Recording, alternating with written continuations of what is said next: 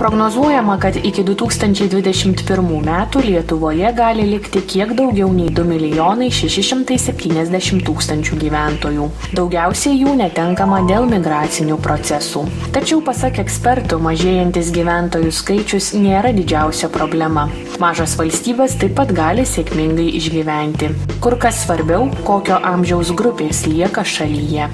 Jeigu šalyje gan sparčiai mažėja lyginamasis svoris darbingiausių žmonių, tai yra maždaug nuo 20 iki 50-45 metų amžiaus, jie yra produktyviausi ir jie yra pagrindiniai vartotojai, jie yra ambicingiausi vartotojai, kurie kelia savo tikrai didelius iššūkius, jie mielai persikvalifikuoja, jie sutinka dirbti daugiau, kad tik galėtų įgyvendinti savo ten materialius tikslus.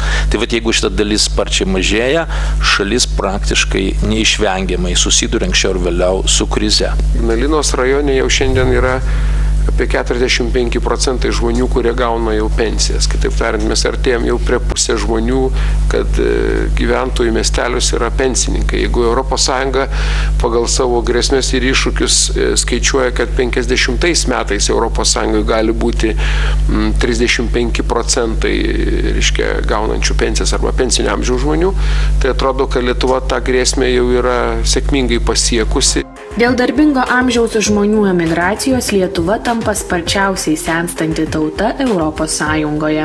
Didėjantis pensinio amžiaus gyventojų skaičius sukelia problemų valstybei.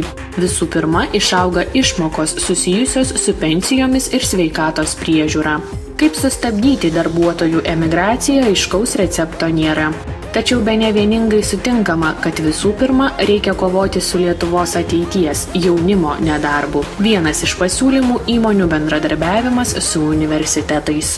Reikėtų patiems pasiskaičiuoti šakinimo asociacijom ir įmonėm didžiausiam perspektyvą 10-15 metų į priekį, kokių specialistų įmonėm reikėtų. Ir tokiu būdu, turbūt horizontaliai bendradarbiaujant su universitetais, bent, kaip minėjau, 50% tikslumų spėti, ko reikės, kad mes galėtume padėti universitetams susigaudyti, į kokias programas jiems labiausiai reikėtų orientuotis ir kur didžiausia tikimybė baigus vieną ar kitą specialybę gauti darbo Lietuvoje. Dar vienas problemos sprendimo būdas – migrantų iš kitų valstybių įleidimas į šalį.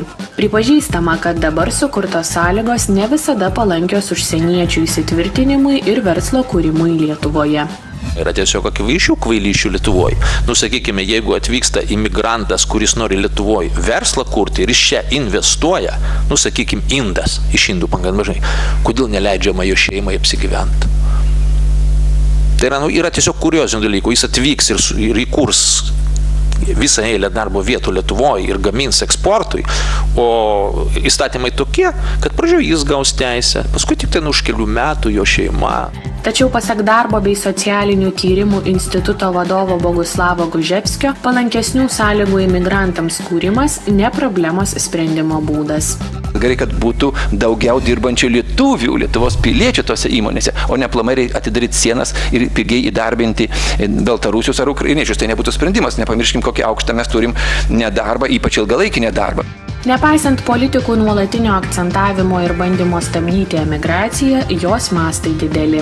Pasak ekspertų, didžiausias dėmesys, kovojant su tautiečių išvykimu, turi būti skirtas šalies konkurencingumo kėlimui. Tuomet augs ekonominis lygis ir po truputį bus grąžinamas tikėjimas Lietuvos ateitimi. Sprendimai ne tik valdžios, bet ir piliečių rankose.